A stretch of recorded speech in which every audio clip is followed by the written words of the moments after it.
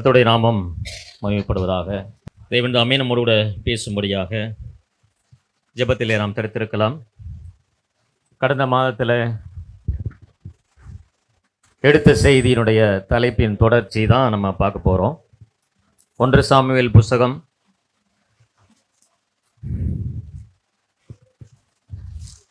2ஆம் அதிகாரம் 11-12. பின்பு எல்கானா ராமாவில் இருக்கிற தன் வீட்டுக்கு போனான். அந்த பிள்ளையோ ஆசாரியனாகிய ஏலிக்கு முன்பாக கர்த்தருக்கு பணிவிடை செய்து கொண்டிருந்தான். ஏலியின் குமாரர் பேலியாலின் மக்களாயிருந்தார்கள். அவர்கள் கர்த்தரை அறியவில்லை. போதும். இந்த வசனத்தினுடைய அடிப்படையில் தான் கடந்த வாரத்தினுடைய செய்தியை நம்ம பார்த்தோம்.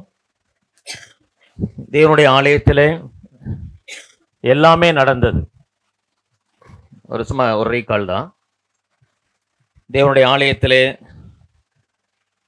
எல்லா விதமான காரியங்கள் நடந்து கொண்டே இருந்தது.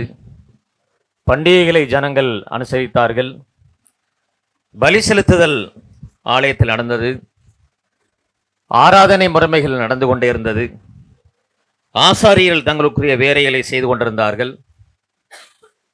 தீர்க்கதரிசியிலும் அந்த நாட்களில் இருந்தார்கள். 2ஆம் அதிகாரம் 27ஆம் வசனத்தில் பார்த்தீங்கன்னா தீர்க்கதரிசியும் இருந்தார்கள். எல்லாம் இருந்தது. ஆனால் ஏலியின் குமாரர் பேலியாலின் மக்களாயிருந்தார்கள் அப்படின்னு பார்க்கிறோம். ஏலியினுடைய குமாரர்கள் பேலியாலின் மக்களாயிருந்தார்கள். அவர்கள் கர்த்தருக்கு பயந்து நடக்கவில்லை. அவர்கள் கர்த்தரை அறியவில்லை என்று சொல்லி வேதம் சொல்கிறது.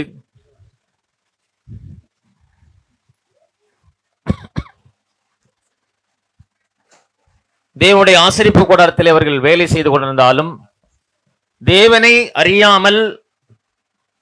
அறிந்து கொள்ளாமல் அந்த வேலையை செய்து கொண்டிருந்தார்கள்.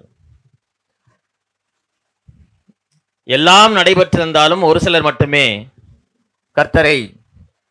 கர்த்தருக்கு பயந்து கர்த்தரை பின்பற்றினார்கள் சொல்லி பார்க்கிறோம். நம்ம ஆராதனை சிந்தனையில் கேட்ட எல்கானாவுடைய குடும்பம் அந்த நாட்களில் இருந்தது. அவர்கள் கர்த்தருக்கு எந்த அளவுக்கு பயந்து நடந்தார்கள் என்பதை நம்ம பார்க்க முடியும். நாம் ஏற்கனவே சொன்னபடி தேவன் எதிர்பார்த்ததை செய்யாமல் நான் நினைத்ததை என்னிடத்திலே தோன்றுகிற காரியங்களை நான் செய்ய முயற்சிப்பது அது எவ்வளவு பெரிய தவறான காரியங்கிறத நம்ம சிந்திக்க வேண்டியது அவசியம். கடவுள் என்னிடத்தில் என்ன எதிர்பார்க்கிறார், அவர் என்ன செய்ய சொல்லுகிறாரோ அதை நான் செய்ய வேண்டும். ஏன் சிந்தனையில தோன்றினவளையும் எண்ணத்தில் எழும்புகிறவைகளையும் கடவுளை நான் பிரியப்படுத்துகிறேன் என்று சொல்லுவது என்பது மிகப்பெரிய தவறானது. இன்னைக்கு சபைகள் அப்படிதான் செஞ்சுட்டு இருக்கு. மனிதன் என்ன நினைக்கிறானோ அதை சபையில புகுத்த பார்க்கிறான். சபை இன்றைக்கு சீர்கிடுவதற்கான காரணமே அதுதான். மனிதன் நினைத்தவற்றை சபையிலே புகுத்தக்கூடாது. தேவன் என்ன எனக்கு எதிர்பார்க்கிறாரோ, அவர் என்ன எனக்கு எழுதி கொடுத்திருக்கிறாரோ அதை நான் சபையிலே பழக்க வைக்கணும், அதை நான் சொல்லிக் கொடுக்கணும். எல்லாம் நடந்தது. ஆனால் வேதவசனம் அந்த இடத்துல இல்லை என்று சொல்லி 3ஆம் அதிகாரத்தில் நம்ம பார்க்க முடியும். 3ஆம் அதிகாரத்தில் 1ஆம் வசனத்தில் சொல்றார், சாமுவேல் என்னும் பிள்ளை ஆண்டான், ஏலிக்குன்பாக கர்த்தருக்கு பணிவிடை செய்து கொண்டிருந்தான். ஒரு பக்கம் ஆராதனை முறைமைகள்லாம் நடக்குது, எல்லாமே பலி செலுத்த நடக்குது. ஆனா ஒண்ணு அங்கே பார்க்கிறோம், அந்த நாட்களிலே கர்த்தருடைய வசனம் அபூர்வமா இருந்தது. பிரத்யட்சமான தரிசனம் இருந்ததில்லை. வேத வசனம் இல்லை. சபையில எல்லாம் இருக்குது. ஆடல் இருக்குது, பாடல் இருக்குது, துதிகள் இருக்குது. கர்த்தருடைய வார்த்தை இல்லைன்னா அது எப்படி சபையா இருக்க முடியும்? ஆண்டவர் வேத வசனத்தை தான் மகிமைப்படுத்த இருக்கிறார். ஆண்டுடைய வசனம் இல்லாமல் சபையே கிடையாது.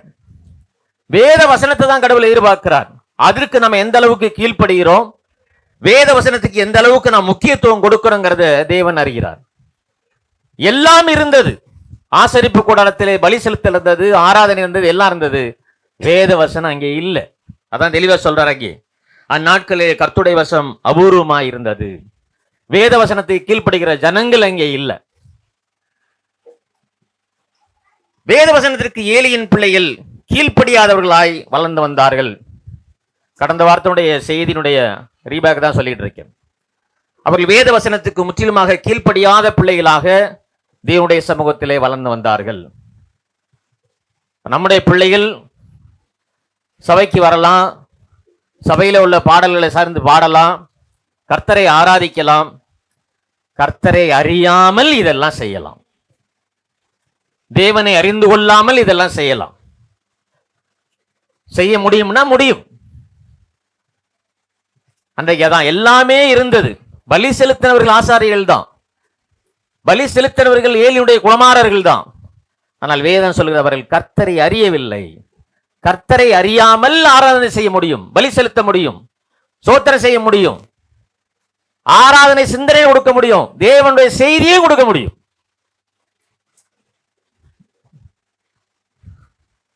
எவ்வளவு பயம் பாத்தீங்களா? கர்த்தருக்குரிய பயம் இல்லாமல் இதெல்லாம் நம்ம செய்ய முடியும். கர்த்தருக்கேற்ற பயம் இல்லாமல் துணிச்சலாக இதெல்லாம் நம்ம செய்ய முடியும். நம்முடைய பிள்ளைகள் இருக்க முடியும். இப்ப தேவனை ஆராதித்து விட்டு வேத வசனத்திற்கு கீழ்ப்படிந்து வாழாவிட்டால் அதனாலே எந்த பிரயோஜனமும் கிடையாது. அதான் பிள்ளைகளை ரொம்ப ஜாக்கிரதையா வளர்க்கணும். பிள்ளைகளுக்காக எந்த அளவுக்கு கர்த்தரிடத்துல தேவ சமூகத்தில் நிக்கிறோங்கிறது ரொம்ப முக்கியம். பிள்ளைகளை பெற்றெடுத்தா பத்தாது. பிள்ளைகளுக்காக தேவ சமூகத்திலே பிள்ளைகளை கொண்டு போய் நிறுத்தி தேவனுடைய பரிசுத்தத்தையும் அவருடைய நீதியையும் அவருடைய நியாய தீர்ப்பையும் பிள்ளைகளுக்கு சொல்லிக் கொடுக்கணும். ஏலி அதை கற்றுக் கொடுக்காதனுடைய காரியம்தான் அந்த அளவுக்கு அந்த பிள்ளைங்க வளர்ந்தாங்க. பேலியாளின் மக்களாக மாறினதுக்கு காரணம் என்ன? தேவனுடைய பரிசுத்தத்தை அவர்கள் அறியாதிருந்தார்கள், தேவனுடைய நீதியை அவர்கள் அறியாதிருந்தார்கள். அதனாலதான் அவங்க அப்படி வளர்ந்தாங்க. துணிச்சலாக பாவம் செய்ய துணிகிறாங்க. ஆலயத்தினுடைய வாசற்படியிலே விபச்சாரம் செய்யற அளவுக்கு பாவம் பெருகினது. காரணம் கர்த்தருக்குரிய பயம் இல்லை. நம்ம கர்த்தருக்கு ஆராதிக்க வர்றோம், கர்த்தருக்காற்ற பயம் நமக்குள்ள இருக்குதா? அந்த பயத்தோடு அவரை ஆராதிக்கிறோமா? பயத்தோடு தேவ சமூகத்தில் நெருங்குறோமா? இல்லைன்னா நம்ம ஆராதிக்கல எந்த ஒரு பிரயோஜனமும் எந்த ஒரு ஆசீர்வாதமையும் பெற்றுக் கொள்ளவே முடியாது. நான் நினைத்தது அல்ல, தேவன் நியமித்தபடி தேவனை அணுகவோ ஆராதிக்கவோ வேண்டும். தேவன் என்ன நியமித்திருக்கிறாரோ, அவர் என்ன என்னிடத்தில் எதிர்பார்க்கிறாரோ அதை நான் கடவுளுக்கு செய்யணும். நான் நினைச்சதெல்லாம் செய்யணும்னு சொல்லி நினைக்க கூடாது. அதுதான் உண்மையான ஆராதனை இருக்க முடியும். இன்றைக்கு நான் உங்களுடைய சமூகத்தில் வர்றேன், ஆண்டவரே நான் என்ன செய்யணும், நான் எப்படி நடந்து கொள்ளணும், நான் எப்படி உண்மை ஆராதிக்கணும், கடவுள்கிட்ட கேளுங்க. அவர் பேசுகிற தெய்வம். அவற்றை கேட்டு பெற்றுக்கொண்டு அவருடைய சமூகத்தில் வந்து ஆராதிக்கணும். 1 சாமுவேல் 2ஆம் அதிகாரம் 17வது வசனத்துல, 1 சாமுவேல் 2ஆம் அதிகாரம் 17வது வசனம் வாசிங்க. ஆதலால் அந்த வாலிபரின் பாவம் கர்த்தருடைய சந்நிதியில் மிகவும் பெரிதாயிருந்தது. மனுஷர் கர்த்தரின் காணிக்கையை வெறுப்பாய் எண்ணினார்கள். பார்த்தீங்களா? தேவ சமூகத்தில் ஏன் வர்றோம்? ஆண்டவர் நம்மளோட பேசணும், நம்மளை ஆராதிக்க, நம்ம ஆசீர்வதிக்கப்படணும், கடவுள் ஏதாவது நம்மளோட பேசுவாரா, இதுக்கு தான் வர்றோம். ஆனா அங்க என்ன நடக்குது? அவருடைய பாவம் வேலை பார்க்களுடைய ஆசரிப்பு கூடாரத்தில் வேலை பார்க்களுடைய பாவம் பெரிதா இருந்தது. ஜனங்கள் காணிக்கையை செலுத்துவதை அருவருப்பா எண்ணினார்கள்.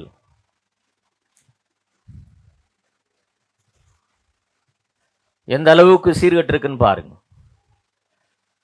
ஜனங்கள் நினைக்கிறாங்களோ கர்த்தர் எந்த அளவுக்கு வேதனைப்படுவார், கர்த்தர் எந்த அளவுக்கு வேதனைப்படுவார்.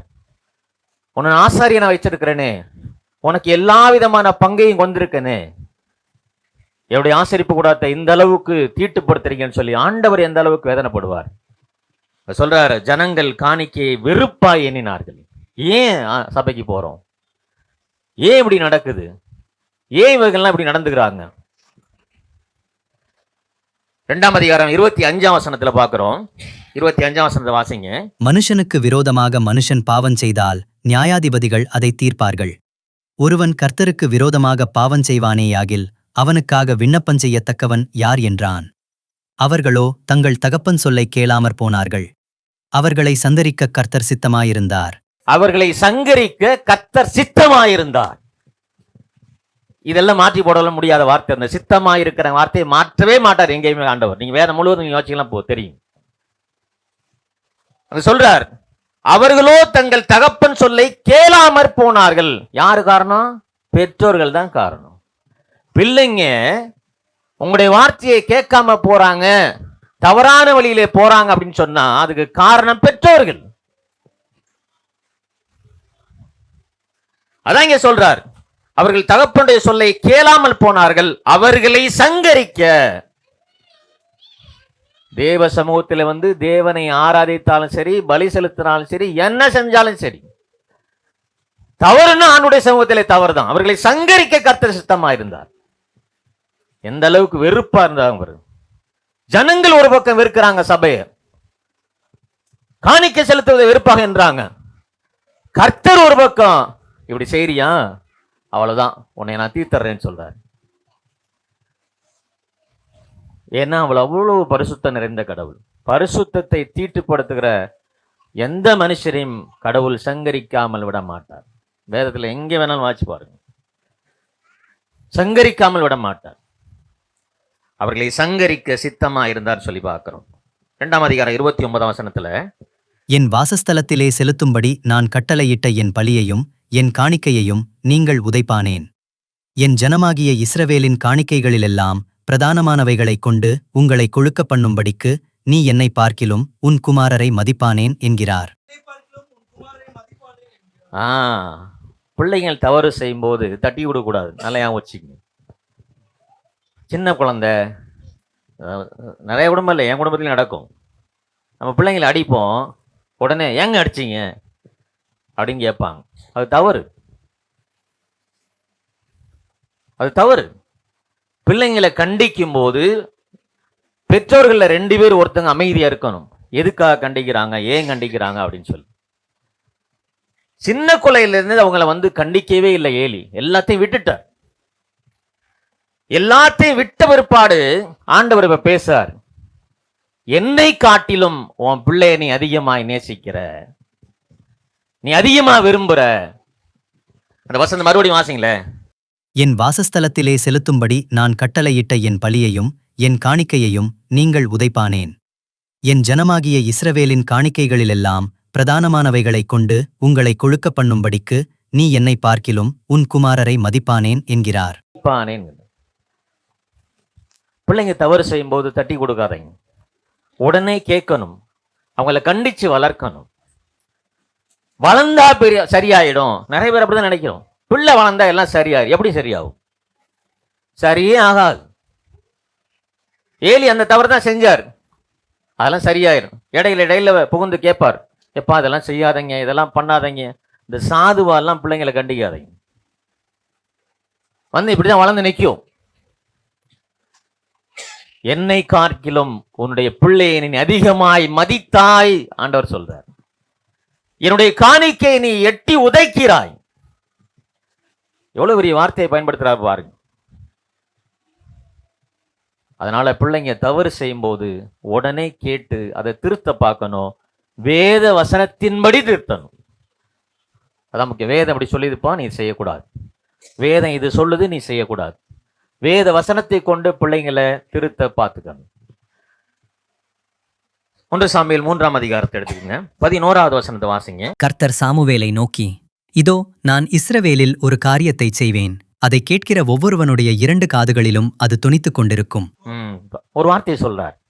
நான் வார்த்தை ஒன்று சொல்ல, சாமுவேல்கிட்ட பேசுறார் ஆண்டவர். இப்போ நான் ஒரு வார்த்தை உனக்கு சொல்ல போறேன், இந்த வார்த்தையை கேட்கவுடைய காதுகளிலே இது தொனித்து கொண்டே இருக்கும். அது எவ்வளவு பெரிய வார்த்தைன்னு பின்னாடி சொல்லுவார். இஸ்ரவேலில் இருக்கிற ஒவ்வொருவருடைய காதுகளிலும் இது தொனித்து கொண்டு, எச்சரிக்கை. நான் ஒரு வார்த்தையை உனக்கு சொல்ல போறேன், இந்த வார்த்தை ஒவ்வொரு மனுஷனுடைய காதுகளில் 2லும் தொனித்து கொண்டே இருக்கும். 2வது வசனம், அடுத்த வசனம் வாசிங்க. நான் ஏலியின் குடும்பத்திற்கு விரோதமாகச் சொன்ன யாவையும் அவன் மேல் அந்நாளிலே வரப்பண்ணுவேன், அதை தொடங்கவும் அதை முடிக்கவும் போகிறேன். அப்ப சொன்னார், அவர்களை சங்கரிக்க சித்தமானார். சாமுவேல்கிட்ட சொல்றாரு, அதை நான் தொடங்க போகிறேன், முடிக்க போகிறேன் ஆண்டவர் சொல்றார். கடவுள் அவ்வளவு பரிசுத்த நிறைந்தவருங்க, அவ்வளவு பரிசுத்த நிறைந்தவர். அந்த பரிசுத்தத்திற்கு முன்பாக என்னை நான் நிறுத்தி பார்க்கலன்னு சொன்னா, என்னை முன்னாடி வச்சு பார்க்கலன்னு சொன்னா, இந்த உலகத்தில் நான் பரிசுத்தம் வாழவே முடியாது. ஆண்டவரே, உங்களுடைய பரிசுத்தத்துக்கு முன்பாக நான் எப்படி இருக்கிறேன், அவருடைய வெளிச்சத்தில் ஒவ்வொரு நாளும் என்னை வச்சு பார்க்கணும். நான் எப்படி இருக்கிறேன் ஆண்டவரே, உங்களுடைய பரிசுத்தத்துக்கு முன்பாக நான் எப்படி வாழ்றேன், என் வாழ்க்கை எப்படி இருக்குது, என் வேலை ஸ்தலங்களில் நான் எப்படி இருக்கிறேன், என் குடும்பத்தில் நான் எப்படி இருக்கிறேன். என்னை கொண்டு போய் தேவ சமூகத்திலே ஒவ்வொரு நாள் நிறுத்தாத மனிதன் கர்த்தருக்கு பிரியமாய் வாழவே முடியாது. வாழவே முடியாது. அடுத்த வசனம் வாசிங்க. அவன் குமாரர் தங்கள் மேல் சாபத்தை வரப்பண்ணுகிறதை அவன் அறிந்திருந்தும் அவர்களை அடக்காமற் போன பாவத்தின் நிமித்தம் நான் அவன் குடும்பத்துக்கு என்றும் நீங்காத நியாயத்தீர்ப்பு செய்வேன் என்று அவனுக்கு அறிவித்தேன். இப்ப தெரியுதுங்களா? பிள்ளைகள் தவறு செய்வதை ஏலி கண்டுகொள்ளவில்லை, ஏலி கண்டிக்கவில்லை. திருப்பி அந்த வசனத்தை வாசிங்களேன். சாபத்தை வரப்பண்ணின பிள்ளைகள், ஏழுடைய பிள்ளைகள் ஏழுடைய குடும்பத்துக்கு சாபத்தை வரவழைத்தார்கள். அவ்வளவு பெரிய பாவத்தை தேவ சமூகத்திலேயே அவர்கள் செய்தார்கள். அதனாலதான் ஆண்டவர் அந்த வார்த்தையை பயன்படுத்துறார். அடுத்து என்ன இருக்குது? அவர்களை அடக்காமல் ஏலி போனார். பிள்ளைகள் செய்கிற பாவத்தை ஏலி கண்டுகொள்ளவில்லை, கண்டிக்கவில்லை. அவர்கள் அடக்காமல் போன பாவத்தின் மித்தம் என்றும் நீங்காத நியாய தீர்ப்பு. கீழே ஒரு வசனம் சொல்வார் பாருங்க, வசனத்தை 14 வசனத்தை அது படிக்கும்போது நம்மளுக்கு பயமா இருக்கும். வாசிங்களேன். அது நிமித்தம் ஏலியின் குடும்பத்தார் செய்த அக்கிரமம் ஒருபோதும் பலியினாலாவது காணிக்கையினாலாவது நிவிர்த்தியாவதில்லை என்று ஏலியின் குடும்பத்தை குறித்து ஆணையிட்டிருக்கிறேன் என்றார். நிவர்த்தியாவதில்லை என்று கர்த்தர் சொல்லுகிறார். நீ என்ன காணிக்கையை செலுத்தினாலும் சரி, என்ன பலியை செலுத்தினாலும் சரி, நான் செய்யறதை செஞ்சு ஆகுவேன். எவ்வளவு பயமா இருக்கு பாத்தீங்களா? ஏன்னா அவர் பரிசுத்தமுள்ள தெய்வங்க. அவர் நினைச்சார்னா செஞ்சே ஆகுவார். ஏலி ஆசாரியன், ஆசாரியன் குடும்பத்துக்கு இவ்வளவு பெரிய சாபம் வருது. ஒரு பலியிலாவது காணிக்கையிலாவது இந்த சாபத்தை உன்னால நீக்கவே முடியாதுங்கிறார். நீக்கவே முடியாது. நீ என்ன பலி செலுத்து, என்ன காணிக்கை செலுத்து, நான் சொன்னதுதான். அவனுடைய குடும்பத்தை சங்கரிக்க கர்த்தர் சித்தமாயிருந்தார். எவ்வளவு பயம் வேணும் தேவ சமூகத்தில் வரும்போது பாருங்க. பாவத்தை குறித்தான பயம் நமக்குள்ள இருக்கணும். பாவத்தை பார்க்காத பரிசுத்த தெய்வம் நம்முடைய தெய்வம். பாவத்தோடு கூட வந்து தேவ சமூகத்தில் ஆராதிக்கணும்னு நினைக்காதீங்க. தேவ சமூகத்துக்குள்ளே வருவதற்கு முன்பாக நான் திரும்ப திரும்ப அது சொல்றது, உங்களுடைய வீட்டிலே முழங்கால் பொலியிடுங்க. ஆண்டவரே, இன்னைக்கு தேவ சமூகத்தில் நான் போறேன், ஒருவேளை என்னுடைய பாவம் இடத்தில் இருக்குமானால் என்னை மன்னிங்க.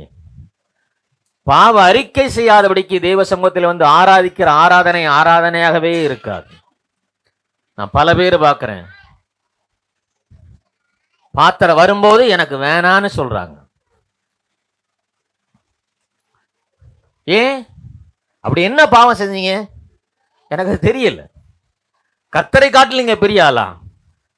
அவர் மன்னிக்க முடியாத பாவம் ஏதாவது இருக்குதா? அப்படி வேதத்தில் எங்கேயாவது இருக்குதா? நான் இதுல இந்த வாரத்தில் நான் பங்கு கொள்ள மாட்டேன்னு சொன்னீங்கன்னா அவர் மன்னிக்க முடியாத பாவம் ஏதாவது ஒன்று இருக்குதா? அவ்வளவு பெரிய பாவம் செய்த தாவீதை மன்னித்தார். மறியலித்த பேதுருவை மன்னித்து பயன்படுத்தின தெய்வம் நம்முடைய தெய்வம். அப்ப என்ன செய்யல? ஒவ்வொரு நாளும் தெய்வ சமூகத்தில் என்னை நிறுத்தி பார்க்கல, என் பாவத்தை ஆண்டவருக்கு முன்பாக அறிக்கையிடல. அந்த பயம் இங்க வந்தவனே வருது. பாத்திரத்தை பார்த்தவனையுமே வந்துடுது. ஐயோ, எனக்கு வேணாம், இந்த வாரம் ஒதுக்கி தள்ளுறோம், அடுத்த வாரம் நான் எடுத்துக்கிறேன் ஆண்டவர். அப்ப அடுத்த வாரம் நீங்க நல்ல மனுஷனை மாறிடுவீங்களா என்ன? இல்ல அடுத்த வாரம் நீங்க புதிய மனுஷனை மாறிடுவீங்களா? நல்ல மனிதனை மாற முடியுமா?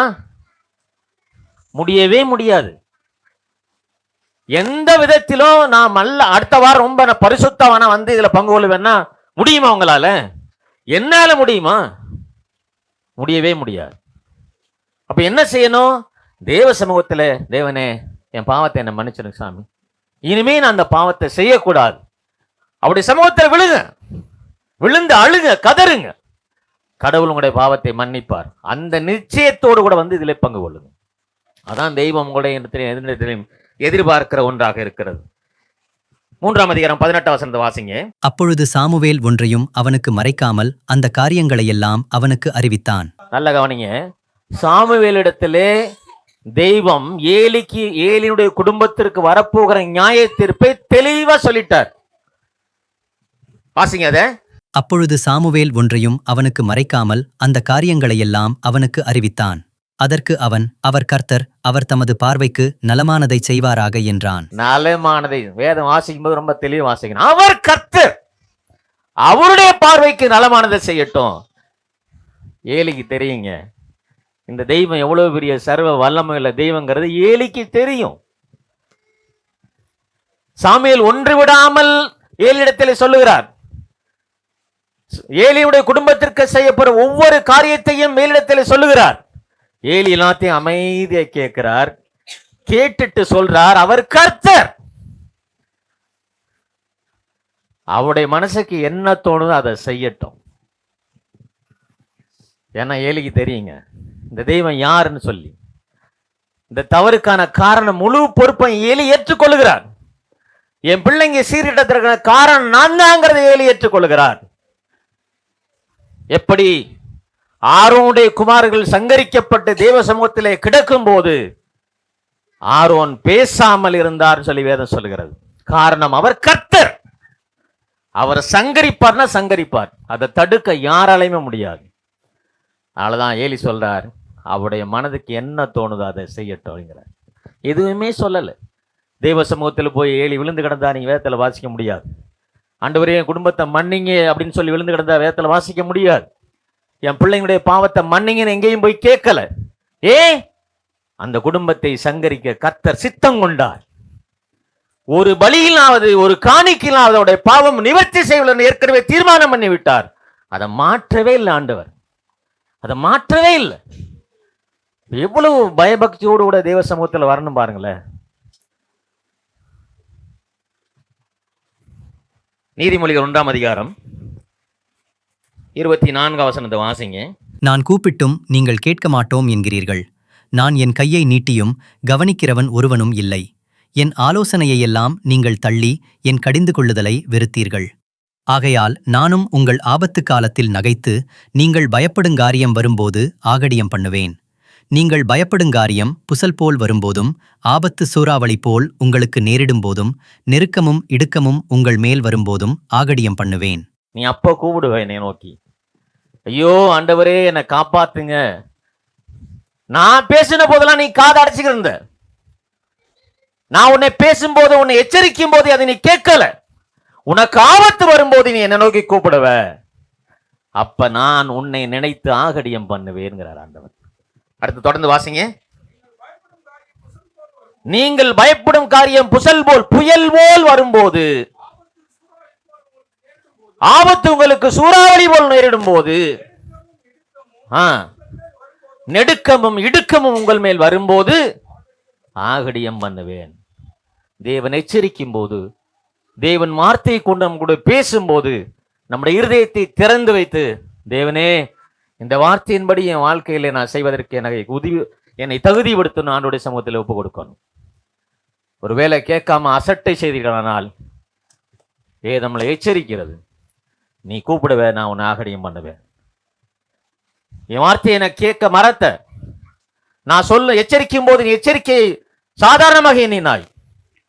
உனக்கு ஆபத்து புயல் போல் வரும்போது நீ அன்னைக்கு என்னை கூடுவ, அதை நினைச்சு நான் ஆகடியம் பண்ணுவேன்.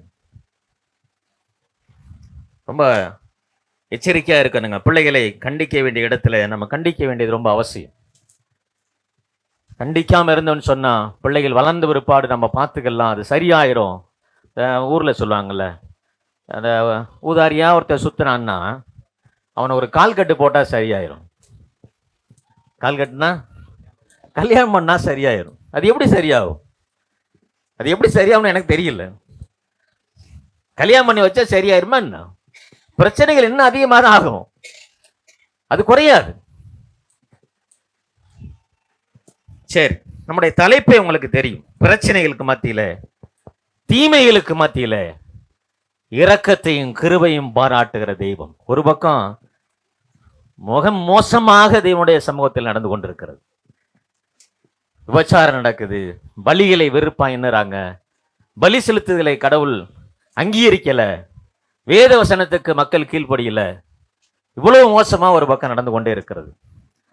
ஒரு பக்கம் கிருபையுள்ள கடவுள் கிருபை பாராட்டி கொண்டே இருக்கிறான்னு சொல்லி பார்க்கிறோம். தேவன் எவ்வளவு இரக்கம் உள்ளவர், எவ்வளவு கிருபை நிறைந்தவருங்கிறத நம்ம வேதத்துல பார்க்க முடியும். ஒரு அருமையான குடும்பத்தை குறித்து நம்ம சிந்திச்சோம். எல்கானுடைய குடும்பம். அங்கே ஒரு தீமை நடக்கிறது. என்ன தீமை? எல்லாம் செய்தி கேட்டாங்களா என்னன்னே தெரியலையே.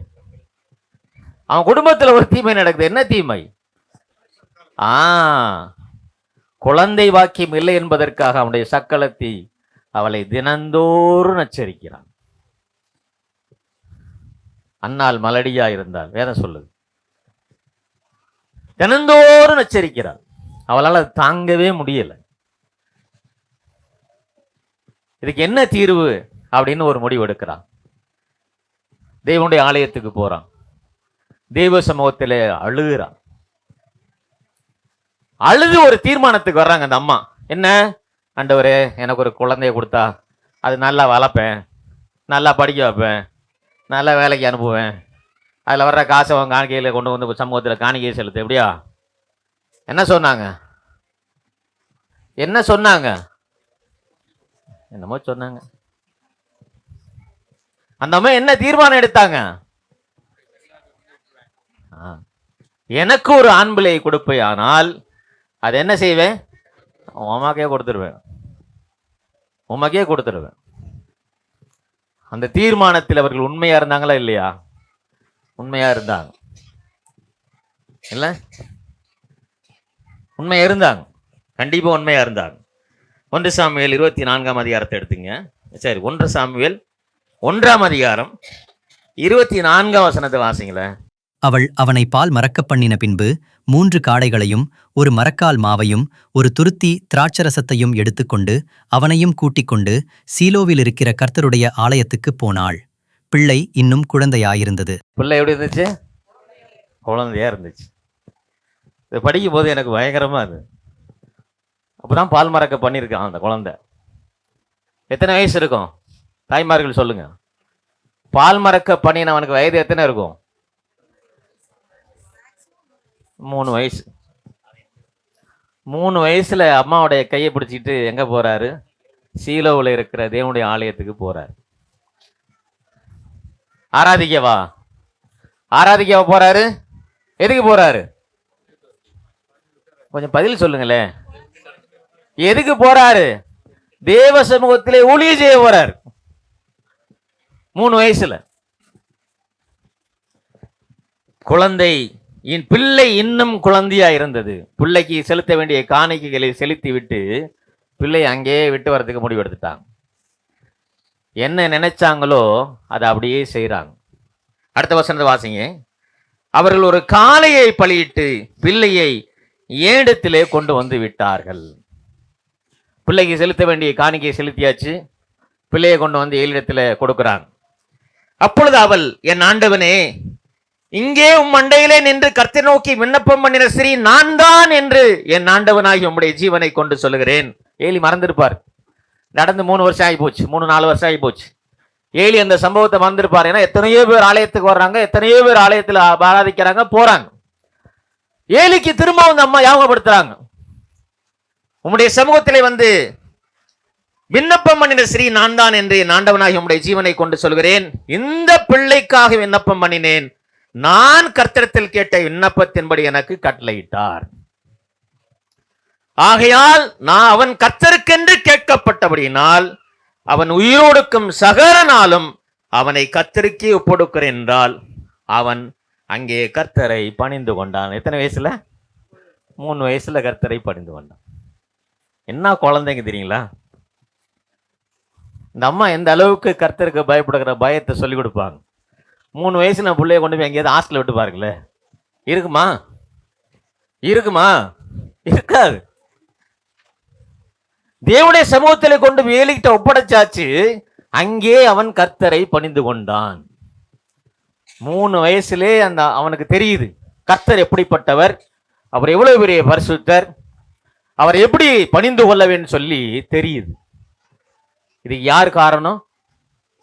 யார் காரணம்? பெற்றோர் காரணம். அன்னாள் தான் காரணம். எல்கானா தான் காரணம். பிள்ளைகள் சீர்கெட்டு போகிறதுக்கும் பெற்றோர் தான் காரணம்.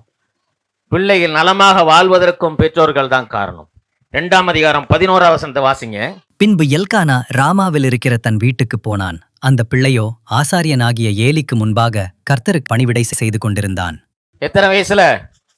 3 வயசுல பணிவிடை செய்து கொண்டிருந்தான். பிள்ளையை விட்டுட்டு போயிட்டாங்க, அப்பா அம்மாவும் கிளம்பியாச்சு. கர்த்தருக்கு முன்பாக பணிவிடை செய்து கொண்டிருந்தான். சின்ன பிள்ளையிலிருந்தே பிள்ளைகளை தேவனுக்கு பணிவிடை செய்வதற்கு கற்றுக் கொடுக்கணும். தேவனுக்கு பயப்படுகிற பயத்தை கற்றுக் கொடுக்கணும். தேவ சமூகத்திலே போகும்போது எவ்வளவு பயபக்தியா இருக்கணுங்கிறத பிள்ளைங்களுக்கு கற்றுக் கொடுத்து கூட்டி வரணும். இது ரொம்ப முக்கியம்.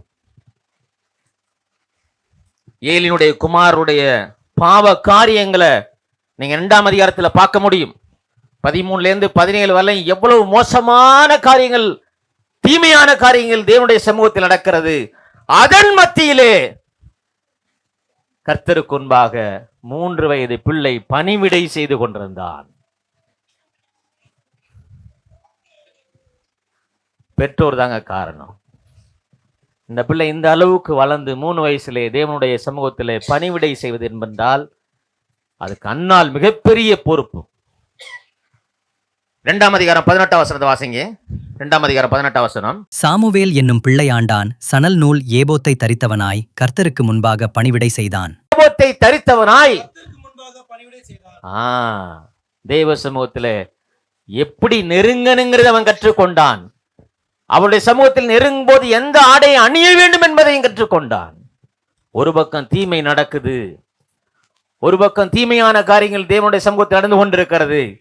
சாமுவேல் என்னும் பிள்ளை ஆண்டான் சணல் ஏபோத்தை தரித்தவனாய் தேவ சமூகத்திலே பணிவிடை செய்து கொண்டிருந்தான். தீமைகளுக்கு மத்தியிலே கிருபையுள்ள தெய்வம் எப்படி வளர்க்கிறார் பார்த்தீங்களா? நம்முடைய பிள்ளைங்கள் பள்ளியில் படிக்குது, பள்ளிக்கூடம்லாம் எவ்வளோ மோசமாக இருக்குன்னு உங்களுக்கு தெரியும். காலேஜில் படிக்குது, காலேஜ் எவ்வளவு சீரழிந்து போயிருக்குன்னு தெரியும்.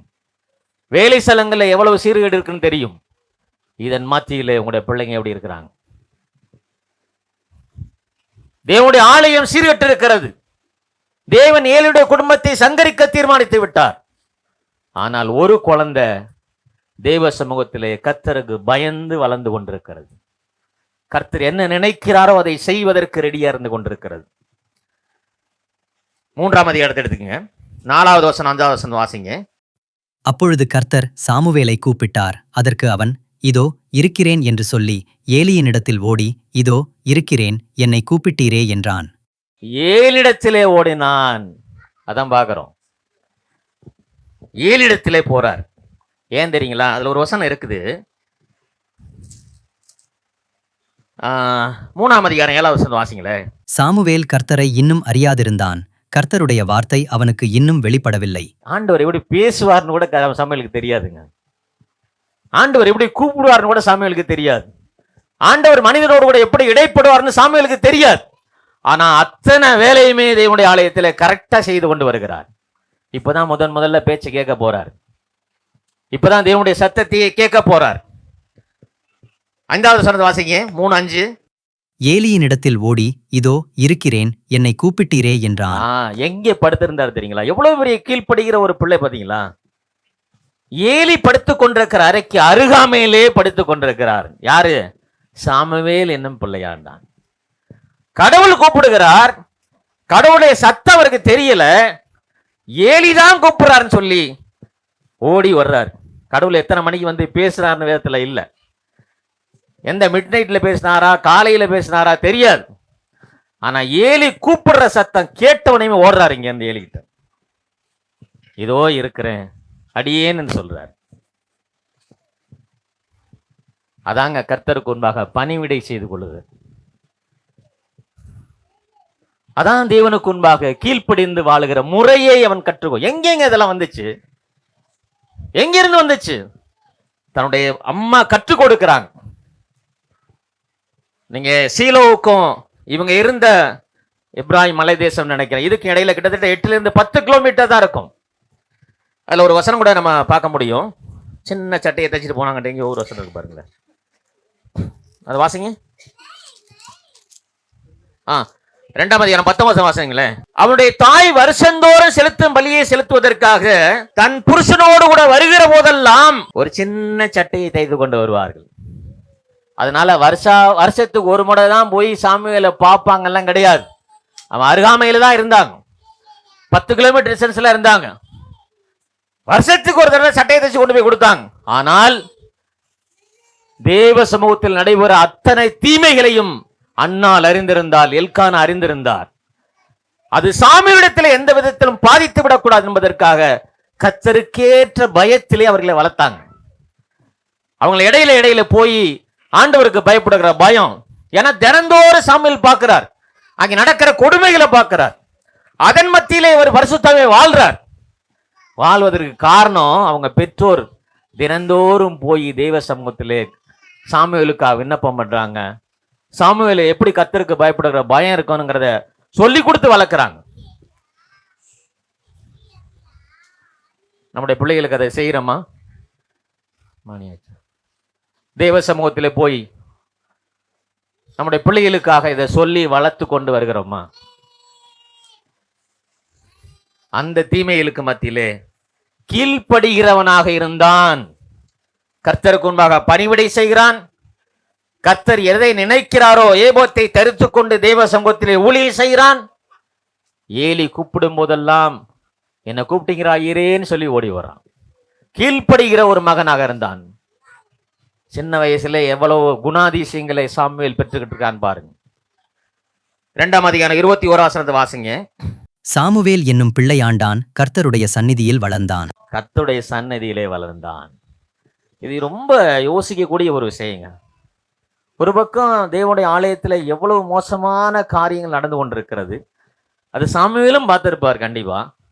ஆனா தேவனுடைய சமூகத்திலே தேவனுக்கேற்ற பயத்திலே ஒரு குழந்தை வளர்ந்து வருதுன்னா எவ்வளோ அபூர்வமானது பார்த்தீங்களா? தீமைகளுக்கு மத்தியிலே கடவுள் நன்மையை கட்டளையிடுகிற தெய்வம், இரக்கம் பாராட்டுகிற தெய்வம், கிருபையா இருக்கிற கடவுள் ஒரு குழந்தையை வளர்க்கிறார், பரிசுத்தமா வளர்க்கிறார், கர்த்தருக்கு பயப்படுற பயத்துல வளர்க்கிறார், தேவனுக்கு முன்பாக எப்படி பணிவிடை செய்ய வேண்டும் என்று சொன்ன அந்த முறையின்படி அவனை வளர்க்கிறார், எப்படி கீழ்ப்படிய வேண்டும் என்று சொல்லி கொடுத்து வளர்க்கிறார். ஆண்டவர் கூப்பிடுறத கேட்கல, ஓடி ஓடி ஓடி ஓடி இடத்துல கேட்கிறான், என்ன கூப்பிட்டீங்களா, என்ன கூப்பிட்டீங்களா? கண்மான தேவனுடைய பிள்ளைகளை, தேவனுடைய சத்தத்தை கேட்பதற்கு பழகிக் கொள்ள வேண்டியது அவசியம். தேவன் எப்படி பேசுவார் என்பதை சாமுவேல் அறியாதிருந்தான். ஆனாலும் அவனுடைய கீழ்ப்படிதலை, அவனுடைய பரிசுத்தத்தை, கர்த்தருக்கேற்ற பயம் இந்த சிறு வயசுல இருக்கிறதை பார்த்து சாமுவேலோட பேசுவதற்கு முன் வந்தார். உங்களோட என்னோடு கூட ஆண்டவர் பேசுகிறாரா? பேசுவதற்கு நீங்கள் செவி கொடுக்கிறீர்களா? அப்படி இல்லை என்று சொன்னால் நீங்கள் நானும் ஆராதிக்கிற ஆராதனை பொய்யாக மாற்றிவிடும். ஆண்டுடைய சத்தத்தை கேட்கிற பிள்ளைகளா இருக்கணும். நம்முடைய பிள்ளைகளுக்கு தேவனுடைய சத்தம் எப்படி இருக்கும் என்று சொல்லி கற்றுக் கொடுக்கணும். வேத வசனத்தை கற்றுக் கொடுக்கணும். கடவுளுக்கு சத்தத்தை கேட்பதற்கு பழக்க செய்யணும். 2ஆம் அதிகாரம் 26 வாசிங்க. 2ஆம் அதிகாரம் 26. சாமுவேல் என்னும் பிள்ளையாண்டானோ பெரியவனாக வளர்ந்து கர்த்தருக்கும் மனுஷருக்கும் பிரியமாக நடந்து கொண்டான். அவன் சிறு பிள்ளைகளை மட்டுமல்ல, அவன் வளர்ந்த பிற்பாடும் கர்த்தருக்கும் மனுஷருக்கும் பிரியமானவனாய் நடந்து கொண்டான். என்ன அழகா கடவுள் அவளை வளர்க்கிறார் பார்த்தீங்களா? என்ன அழகா அவனுடைய பெற்றோர்கள் சாமுவேலுக்கு கர்த்தருக்கேற்ற பயத்தில் அவனை வளர்த்து கொண்டு வராங்க பாருங்களேன். கர்த்தருக்கு மட்டுமல்ல, சமுதாயத்தில் இருக்கிற மனுஷருக்கு முன்பாகவும் அவன் அழகா வளர்ந்து வந்தான். அழகா வளர்ந்து வந்தான். 3ஆம் அதிகாரம் 3ஆம் வாசிங்க. தேவனுடைய பெட்டி இருக்கிற கர்த்தருடைய ஆலயத்தில் தேவனுடைய விளக்கு அணைந்து போகும் முன்னே சாமுவேலும் படுத்து கொண்டிருந்தான். சாமுவேலும் படுத்து கொண்டிருந்தான். அங்க இருக்கிற ஊழியங்க அந்த விளக்கை பராமரிக்கிற முறையை அவன் அறிந்திருந்தான். தேவனுடைய வேலையை செய்வதிலே சாமுவேல் எந்த அளவுக்கு கீழ்ப்படிந்தவனாக இருந்தான் பாருங்க. விளக்கு அணையும் முன்னே அவன் முன்பாக படுத்து கொண்டிருந்தான். விளக்கை பராமரிக்கிறதிலே சாமுவேலுக்கு இடம் இருந்தது. உள்ள என்ன இருக்குன்னு சாமுவேலுக்கு தெரியாது. பரிசுத்த ஆசரிப்பு கூடத்தில் அவன் போனது கிடையாது. வெளி வேலைகளை தான் செஞ்சு கொண்டிருக்கிறான். அந்த வெளி வேலையிலே கர்த்தருக்கு என்ன செய்யணுங்கிறத கரெக்டா செய்து கொண்டு வந்திருக்கிறார். அடுத்த வசனம் வாசிங்க. 3ஆம் அதிகாரம் 15 வாசிங்க. சாமுவேல் விடியற்காலம் மட்டும் படுத்திருந்து கர்த்தருடைய ஆலயத்தின் கதவுகளை திறந்தான். ஆலயத்துடைய வேலைகளை அழகாக செய்து வந்தான். அந்த வயசுல தேவனுடைய ஆலயத்தை திறப்பது, அதை பராமரிப்பது, விளக்கை பராமரிக்கிறது, எல்லாவற்றையும் சரியாய் செய்து கொண்டு வந்தார். எந்த சூழ்நிலையில? தீமைகளுக்கு மத்தியிலே சாமுவேல் என்னும் பிள்ளையாண்டான் கர்த்தருக்கு முன்பாக பரிசுத்தமாய் வளர்ந்து வருகிறான். அதாங்க நம்முடைய ஆண்டவர். நம்முடைய பிள்ளைகளை அதை சொல்லிக் கொடுக்கணும். கல்லூரிக்கு போதா, பள்ளிக்கூடத்துக்கு போதா, பிள்ளைங்க இப்படி தான் இருப்பாங்க. ஆனால் நீ எப்படி இருக்கணும்? சமுதாயம் எவ்வளவு சீரழிந்து இருக்கிறது, ஆனால் நீ எப்படி இருக்கணும்? பிள்ளைங்கள் ஒவ்வொரு சமுதாயத்திலிருந்து ஒவ்வொரு விதமான சூழ்நிலையிலிருந்து வருது. அந்த பிள்ளைகளுக்கு மத்தியிலே நீ எப்படி வளரணும், அதை நீங்க சொல்லிக் கொடுக்காம பள்ளிக்கோ கல்லூரிகளுக்கோ வேலைக்கோ அனுப்பினோம் என்றால் நம்மளுடைய கரத்தில் கிடையாது. தெய்வ சமூகத்தில் எந்த அளவுக்கு கீழ்ப்படிந்த ஒரு மகனாக இருக்காருன்னு பாருங்க. 3ஆம் அதிகாரம் 19வது வசனத்தை வாசிங்க. சாமுவேல் வளர்ந்தான், கர்த்தர் அவனுடனே கூட இருந்தார். அவனோட கூட இருந்தார். உங்க பிள்ளைகளோடு கூட இருக்கிறாங்க ஆண்டவர். சாமுவேல் வளரும் போது கர்த்தர் அவனோடு கூட இருந்தார். ஒரு பக்கம் தீமை நடந்தாலும் சாமுவேலோட கூட கர்த்தர் இருந்தார். சாமுவேலோட கர்த்தர் பேசினார். 20வது வசனத்தை வாசிங்க.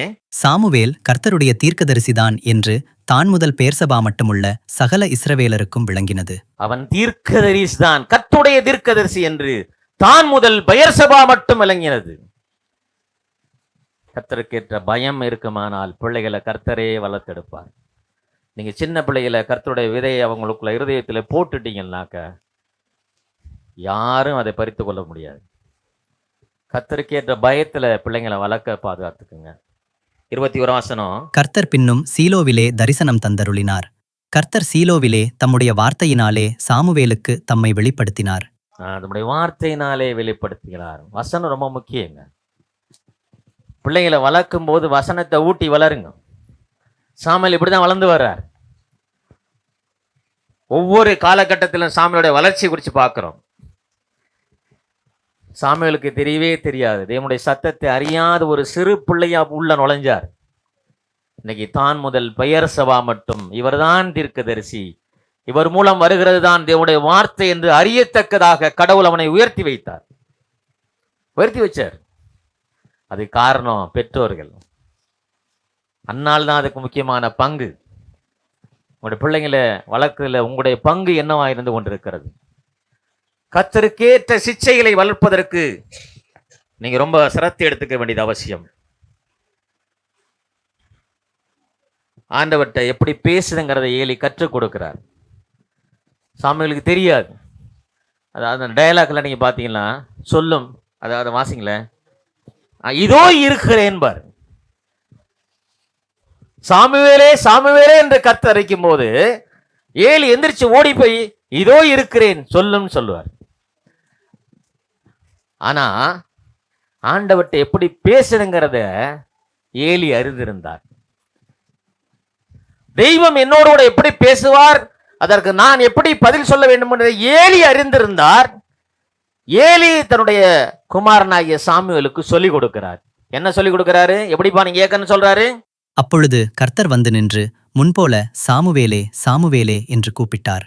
அதற்கு சாமுவேல் சொல்லும், அடியேன் கேட்கிறேன் என்றான். இதை யார் சொல்லிக் கொடுக்கிறா? ஏலி சொல்லிக் கொடுக்கிறார். இதோ இருக்கிறேன் எல்லாம் போய் கேட்காதப்பா, சொல்லும் அடியேன் கேட்கிறேன் சொல்லு, ஆண்டவர் சொல்லுவார். எனக்கு அன்பானவருடைய பிள்ளைகளே, உங்களுடைய பிள்ளைகளுக்கு தேவன் பேசுவதை கற்றுக் கொடுங்கள். தேவன் எப்படி பேசுவார் என்பதை வேதத்தை வாசித்து கடவுளோடு கூட இடைப்படும்படி செய்யுங்கள். இல்லை என்று சொன்னால் நம்முடைய பிள்ளைகளை காப்பாற்றவே முடியாது. ஒரு கடுமையான சூழ்நிலை, எங்கு பார்த்தாலும் தீமைகள், தடுக்கி விழுந்தா பாவம், பாவம் நிறைந்த உலகில் தான் கடவுள் உங்களை என்னையும் தேர்ந்தெடுத்திருக்கிறார், பரிசுத்தமாய் வாழும்படி செய்திருக்கிறார். இந்த பாவ உலகிலே நீங்களும் நானும் வாழும்போது நம்முடைய பிள்ளைகளை காப்பாற்றிக் கொள்ள வேண்டுமானால் இதற்கு இந்த வேதம் ரொம்ப ரொம்ப முக்கியம். இந்த வேதம் இல்லாமல் உங்களுடைய பிள்ளைகளை ஒருபோதும் காப்பாற்றிக் கொள்ள முடியாது. எந்த மனிதனும் தன்னைத்தானே ரட்சித்துக் கொள்ளவே முடியாது. உங்களுடைய பிள்ளைகளை நீங்கள் காப்பாற்ற வேண்டுமானால் வேதத்தை அவர்களுக்கு முழுமையாக போதிக்க வேண்டியது அவசியம். 2ஆம் அதிகாரம் 18ஆம் வசனத்தையும் 19ஆம் வசனத்தையும் வாசிங்க. சாமுவேல் என்னும் பிள்ளையாண்டான் சணல் நூல் ஏபோத்தை தரித்தவனாய் கர்த்தருக்கு முன்பாக பணிவிடை செய்தான். அவனுடைய தாய் வருஷந்தோறும் செலுத்தும் பலியை செலுத்துகிறதற்காக தன் புருஷனோடே கூட வருகிற போதெல்லாம் அவனுக்கு ஒரு சின்ன சட்டையை தைத்து கொண்டு வருவாள். ஏன் தெரியுங்களா?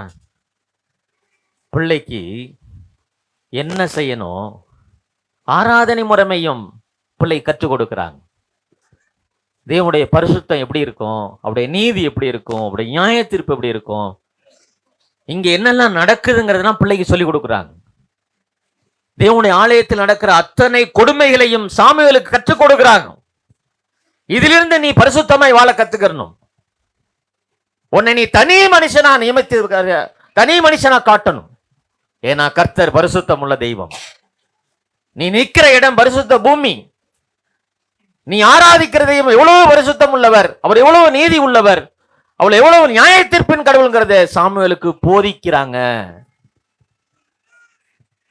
அந்த தீமையை விட்டு நீ விலகி வாழன்னு சொல்லி கொடுக்குறாங்க. அந்த பிள்ளை அங்கே அழகாக வளர்ந்து வருது. நம்ம பிள்ளை நல்லா வளரன்னு சொன்னா தேவனுடைய பரிசுத்தத்தையும் நீதியையும் அவருடைய நியாய தீர்ப்பையும் சொல்லிக் கொடுங்க. கடவுளுடைய நியாய தீர்ப்பை உங்களாலையும் என்னாலையும் ஒருபோதுமே தாங்க முடியாது. வேதம் சொல்லுகிறது, பலியினாலும் காணிக்கையினாலும் ஏலியின் குடும்பத்திற்கு நான் செய்ய போகிற செயலை ஒருபோதும் தடுக்க முடியாது. ரொம்ப ஜாக்கிரதையா இருக்கணும். 1 ராஜாக்கள் 1ஆம் அதிகாரம் 5வது வசனத்தையும் 6வது வசனத்தையும் வாசிங்களேன். ஆகீத்திற்கு பிறந்த அதோனியா என்பவன், நான் ராஜா ஆவேன் என்று சொல்லி தன்னைத்தான் உயர்த்தி தனக்கு ரதங்களையும் குதிரை வீரரையும் தனக்கு முன் ஓடும் 50 காலாட்களையும் சம்பாதித்தான். அவனுடைய தகப்பன், நீ இப்படி செய்வானேன் என்று அவனை ஒரு காலம் கடிந்து கொள்ளவில்லை. அவன் மிகவும் அழகுள்ளவனாயிருந்தான். அப்சலோமுக்குப் பின் அவனுடைய தாய் அவனை பெற்றாள். ஒரு காலம் கடிந்து கொள்ளவில்லை. தாவீதை குறித்து தான் இங்க சொல்லி இருக்குதுங்க. தாவீதுடைய பிள்ளை நான் ராஜாவாவேன் என்று சொல்லி தாவீதுக்கு விரோதமாக செயல்படுகிறான். தாவீது ஒரு காலம் அவனை கடிந்து கொள்ளவே இல்லை. அவன் கடிந்து கொள்ளாமல் வளர்ந்ததின் நிமித்தமாக தகப்பனுக்கு எதிராகவே நிற்கக்கூடிய சூழ்நிலை அங்கே உருவாகுது. அவன் அழகா இருந்தான், பார்க்க ரொம்ப அருமையான பிள்ளையா இருந்தான். அவன் தவறு செய்யும் போது தட்டி கொடுத்தான். அவனை கடிந்து கொள்ளாமல் வளர்க்கப்பட்டான். தகப்பனுக்கு எதிராகவே வளர்ந்து நிற்கிறான். கடிந்து கொள்ளாமல் வளர்கிற ஒவ்வொரு பிள்ளையும் இப்படிதான் நிற்கும். கர்த்தருக்கேற்ற சிச்சையிலே வளராத ஒவ்வொரு பிள்ளையும் தகப்பனுக்கு எதிராகவும் தாய்க்கு எதிராக வந்து நிற்கும். உலகத்தில் இல்ல, நமக்குள்ளும் இது நடக்கும். அதெல்லாம் ரொம்ப ஜாக்கிரதையா இருக்க வேண்டியது அவசியம். நீதிமொழி 29ஆம் அதிகாரம் 15ஆம் வசனத்தையும் 17ஆம் வசனத்தையும் வாசிங்க. 15ஆம் வசனத்தை முதல்ல வாசிங்க. நீதிமொழிகள் 29:15. பிரம்பும் கடிந்து கொள்ளுதலும் ஞானத்தை கொடுக்கும். தன் இஷ்டத்திற்கு விடப்பட்ட பிள்ளையோ தன் தாய்க்கு வெட்கத்தை உண்டு பண்ணுகிறான். பிரம்பை கையாடாதவன் தன் பிள்ளையை பகைக்கிறான். அது உங்களுக்கு வெட்கத்தை உண்டாக்குவான். கர்த்தருக்கேற்ற சிட்சையிலே பிள்ளைகளை நீங்கள் வளர்க்காவிட்டால் அது உங்களுக்கு வெட்கத்தை உண்டாக்கும். 17ஆம் வசனத்தை வாசிங்க. உன் மகனை சிற்றை செய், அவன் உனக்கு ஆறுதல் செய்வான். உன் ஆத்துமாவுக்கு ஆனந்தத்தையும் உண்டாக்குவான். அவன் ஆத்துமாவுக்கு ஆனந்தத்தை உண்டாக்குவான். சிச்சையோடு கூட வளரும். கர்த்தருக்கேற்ற சிச்சையில பிள்ளைய வளருங்க. அது உங்களுக்கு ஆனந்தத்தையும் ஆறுதலையும் அது கொண்டு வரும். இல்லைன்னு சொன்னா நம்மளுக்கு வெட்கத்தை உண்டாக்கும். தீமோத்தி அதை அழகா சொல்வார். 1 தீமோத்தி 3ஆம் அதிகாரத்துல 4ஆம் வசனத்தை வாசிங்க. 4:5 வாசிங்க. 1 தீமோத்தி 3ஆம் அதிகாரம் 4வது வசனம் 5வது வசனம். தன் சொந்த குடும்பத்தை நன்றாய் நடத்துகிறவனும் தன் பிள்ளைகளை சகல நல்லொழுக்கமுள்ளவர்களாக கீழ்ப்படிய பண்ணுகிறவனுமாயிருக்க வேண்டும். இருக்க வேண்டும். உங்களுக்கு தான் கற்றுக் கொடுக்கிறார். எனக்கு தான் அதை கற்றுக் கொடுக்கிறார். நான் குடும்பத்தை நல்லா கவனிக்கிறேன், நல்ல வேலைக்கு போறேன், நல்லா செய்யறேன், அதெல்லாம் கிடையாது. பிள்ளைகளை எப்படி வளர்க்குறீங்க அதான் முக்கியம். ஏன் பிள்ளைகளை கடவுள் உங்களுக்கு கொடுக்கிறார்? ஏன் பிள்ளை பேரை கொடுத்த கடவுள் உங்களை ஆசீர்வதிக்கிறார்னாக்க கர்த்தருக்கென்று அவர்களை வளர்த்தெடுக்கணும். கர்த்தருக்கென்று வளர்த்தெடுத்து தேவ சமூகத்திலே கொண்டு வந்து நிறுத்துவதற்காக தான் பிள்ளை பேருவே கடவுள் கொடுக்கிறார். அதனால் 128ஆம் சங்கீதம் சொல்றார், கற்பத்தின் கனி கர்த்தரால் வருகிற சுதந்திரம், கர்த்தரால் உண்டாகிற சுதந்திரம். ஏன் அதை உங்களுக்கு கொடுக்கிறான்னு சொன்னா அவருக்கு ஏற்ற சிச்சையில வளர்த்து அவருக்கு பயப்படுகிற பயத்தில் அவர் பிள்ளைகளை வளர்த்து கொண்டு வந்து தேவ சமூகத்தில் ஆராதிக்கும்படி செய்வதற்கு தான் பிள்ளை பேரை உங்களுக்கு கொடுக்கிறார். 5ஆம் வசனம் சரி, எபிரேயர் 12ஆம் அதிகாரத்தை எடுத்துங்க. 5:6 மட்டும் வாசிங்க. எபிரேயர் 12ஆம் அதிகாரம் 5:6. அன்றியும் என் மகனே, கர்த்தருடைய சிற்றையை அற்பமாக எண்ணாதே. அவரால் கடிந்து கொள்ளப்படும் போது சோர்ந்து போகாதே. கர்த்தர் எவனிடத்தில் அன்பு கூறுகிறாரோ அவனை அவர் சிட்சித்து தாம் சேர்த்துக் கொள்ளுகிற எந்த மகனையும் தண்டிக்கிறார் என்று பிள்ளைகளுக்குச் சொல்லுகிறது போல உங்களுக்குச் சொல்லியிருக்கிற புத்திமதியை மறந்தீர்கள். உங்களுக்கும் சொல்லுகிறேன். எங்கன்பானதோட பிள்ளை, தேவனுடைய சமூகத்திலே நாம் எப்படி இருக்கிறோம்? நம்முடைய பிள்ளைகளை கடிந்து கொண்டு கர்த்தருக்கேற்ற சிட்சையிலே வளர்க்கிறோமா? கர்த்தருக்கு பயப்படுகிற பயத்திலே வளர்க்கிறோமா? ஒரு பக்கம் தீமை நடக்கிறது தேவனுடைய சமூகத்தில். அந்த தீமைக்கு மத்தியிலே கிருபையுள்ள தேவன் சாமுவேல் என்னும் பிள்ளையாண்டானை கர்த்தருக்குன்பாக பணிவிடை செய்யும்படி அவர் வளர்த்தெடுக்கிற விதத்தை பார்க்கிறோம். கர்த்தருக்கென்று நீங்கள் வளர்க்கும் போது கர்த்தர் அதை பார்த்து கொள்வார். கர்த்தருக்கென்று பிள்ளைகளை நீங்கள் வளர்க்கும் போது அவனுடைய வளர்ச்சியா இருந்தாலும் சரி, அவனை ஆசீர்வதிக்கிற விதமா இருந்தாலும் சரி, அதை கர்த்தர் பார்த்து கொள்வார். வேத வசனத்தை பிள்ளைங்களுடைய இருதயத்தில் போட வேண்டியது உங்களுடைய கடமை, என்னுடைய கடமை.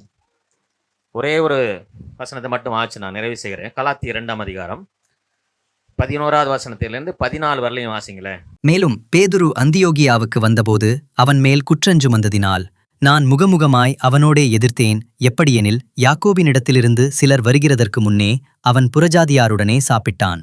அவர்கள் வந்தபோதோ விருத்த சேதனம் உள்ளவர்களுக்கு பயந்து விலகிப் பிரிந்தான். இந்த சம்பவம் உங்களுக்கு எல்லாருக்குமே தெரியும். பேதுரு புறஜாதிகளோடு சாப்பிடும் போது பவுல் அங்க வர்றாருன்னு தெரிஞ்சவனையுமே மாய்மாலம் பண்றதா அங்க எழுதுவார். இன்னொரு கீழே நீங்க போகுது, பர்னபாவும் அவனோடு கூட மாய்மாலம் பண்ணினான் அப்படின்னு இருக்கும். பவுல் விடலைங்க. தேவனோடு கூட 3.5 வருடங்கள் பயணித்த பேதுருடைய பட்டியலை நம்ம சொல்லிட்டே போகலாம். தேவனோடு கூட சஞ்சரித்த பேதுரு மீது என் சபையை கட்டுவேன் சொல்லி வாக்குத்தத்தம் பண்ண பேதுரு பல விஷயங்களை விழுந்து போனான். கடவுள் அவனை திரும்ப எழும்பி நிற்க செய்தார். பேதுரு பிரசங்கிக்கும் போது 3000 பேர் முதலாவது ரட்சிக்கப்படுகிறார்கள். 5ஆம் அதிகாரத்தில் 5000 பேர் ரட்சிக்கப்படுகிறார்கள். பேதுரு நடந்து போகும்போது அவன் நிழலாகிலும் படுமானால் சுகமாகுவார்கள் சொல்லி அநேக வியாதியஸ்தர்களை கொண்டு வந்து வைக்கிறாங்க. பிறந்தது முதல் சப்பானியை பிறந்த ஒரு மகனை குணமாக்குகிறத பார்க்கிறேன். இவ்வளவு பெரிய வல்லமையுள்ள பேதுரு ஒரு காலகட்டத்தில் மாய்மாலம் பண்றார். புறஜாதிகளோடு சாப்பிட போகும்போது அங்கே ஒரு மாய்மால் நடக்குது. அதெல்லாம் கிடையாது. பவுல் வந்ததை பார்த்தோன்னே அங்கே அவங்களோட இருக்கிறத ஒதுக்கிறார். பவுல் விடல.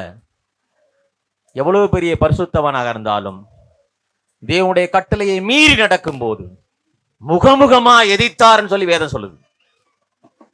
தவறு செய்யும் போது, பிள்ளைகள் தவறு செய்யும் போது முகமுகமா எதிர்க்க கத்துக்கொள்ளணும். கர்த்தருக்கேற்ற சிச்சைகளை பிள்ளைகளை வளர்க்க கத்துக்கணும். பரிசுத்தவனாக இருந்தாலும் பேதுரு தேவனோடு கூட 3 வருடங்கள் சஞ்சரித்திருந்தாலும் பேதுரு ஒரு பரத்திலே தடுமாறும் போது பவுல் அதை விடவே இல்லை. முகமுகமா எச்சரித்தேன் என்று சொல்லி எழுதுகிறார். ஒருவேளை நாங்க தவறு செய்தாலும் தாராளமா கேட்கலாம். சபை இன்னைக்கு ஏன் ரொம்ப சபைகள் பிரிந்து போவதற்கு காரணம் என்ன தெரியுங்களா? விட்டு கொடுக்கிற மனப்பான்மை எங்கேயுமே இல்லை. விட்டு கொடுக்கிற மனப்பான்மை கிடையாது. தவறு செய்யும் போது அதை சொன்னாக்க அதுல பிரிவினை வருகிறது. ஆனால் பேதுரு அவ்வளவு பெரிய மனிதனாக இருந்தாலும் அவன் தவறு செய்யும் போது, மாய்மாலம் பண்ணும் போது பவுல் அவனை முகமுகமாய் எதிர்த்தார். அதை திருத்தி கொண்டார் பின்னாட்கள்ல. அதான் வேதவசனம் சொல்லுது. பிள்ளைகளை திருத்தன்னு சொன்னாக்க கர்த்தருக்கேற்ற சிக்ஷைகளை வளர்க்க கத்துக்கணும். அவ்வளவு பெரிய பரிசுத்தவான்களே தங்களுடைய தவறுகளை திருத்தும் போது நாம பிள்ளைகளை நம்மளால திருத்த முடியாதான்? வேதம் ரொம்ப முக்கியம். வேத வசனம் ரொம்ப முக்கியம். வேத வசனத்தின் மட்டும்தான் பிள்ளைகளை கண்டித்து கர்த்தருக்கேற்ற சிக்ஷையிலே, கர்த்தருக்கு பயப்படுகிற பயத்திலே வளர்க்க முடியும். வேற நீங்க எதை எடுத்தாலும் பிள்ளைகளை திருத்தவே முடியாது. எனவே தீமைகளுக்கு மத்தியிலே நன்மை செய்கிற தெய்வம் நம்முடைய தெய்வம்.